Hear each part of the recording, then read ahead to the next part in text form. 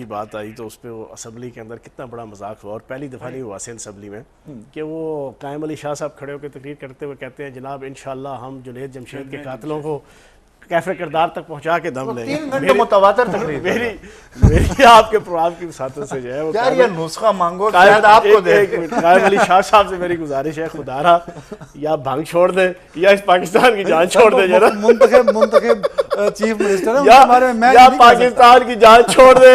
ये हर असम्बली में जो ना 2 महीने बाद खड़े होकर इन्होंने इस तरह की कोई चवल मारनी होती है जो ना, जिससे अपनी भी बेइज्जती करवाते हैं, मुल्क की भी बेइज्जती होती है, सूबे की भी बेइज्जती होती है, रियासत की भी बेइज्जती होती है, हुकूमत की भी बेइज्जती होती है। 10 साल दुनिया को क्या मिल जाता है सर, दुनिया को क्या मिल जाता है सुने जब इस किस्म की इग्नोरेंट बात करते हैं, जाहिलाना बात करता है कोई सीएम या प्राइम मिनिस्टर असम्बली के अंदर खड़े हो, चीफ एग्जीक्यूटिव, तो फिर एक ही बात बंदा कह सकता है या भंग छोड़ दो तो या इस मुल्क की जान छोड़ दो, जो ना 2 में से कोई एक काम कर दो। 10 साल हो गए कुछ भी नहीं छोड़ रहा।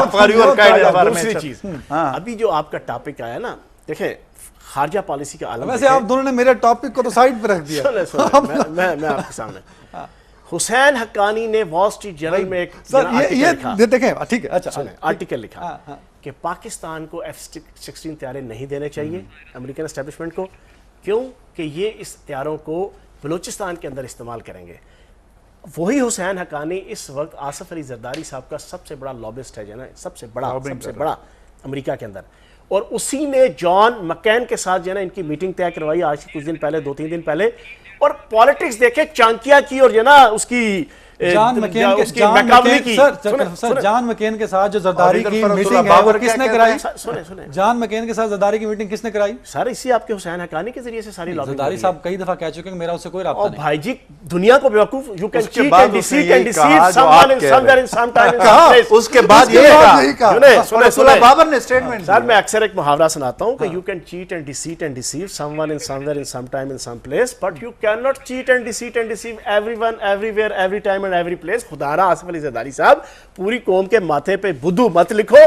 कौम जो है वो इतनी बुद्धू नहीं है कि वो ये ना समझ सके कि हुसैन हक्कानी और आपका क्या ताल्लुक है, और हुसैन हक्कानी जो है वो अमेरिका के अंदर आपके अमेरिकन सफीर होने के बाद भी इस वक्त क्या ड्यूटीज दे रहा है। ऑन एयर कह रहा हूं कि इस वक्त आसिफ अली जरदारी और पीपल्स पार्टी का सबसे बड़ा और इंपॉर्टेंट लॉबिस्ट है वहां पे अमेरिकन एस्टेब्लिशमेंट के अंदर जो है उनके लिए काम कर रहा है। वो आर्टिकल लिख रहा है और उसके आर्टिकल लिखने और उसकी लॉबिंग के जरिए से मैं ऑन एयर कह रहा हूं कि आसिफ अली जरदारी ने हुसैन हक्कानी के जरिए से लॉबिंग करके जो है F-16 तैयारे रुकवाए, सिर्फ और सिर्फ फौजी एस्टेब्लिशमेंट को जो है वो ओवररेव करने के लिए, उनको अंडर प्रेशर लाने के लिए।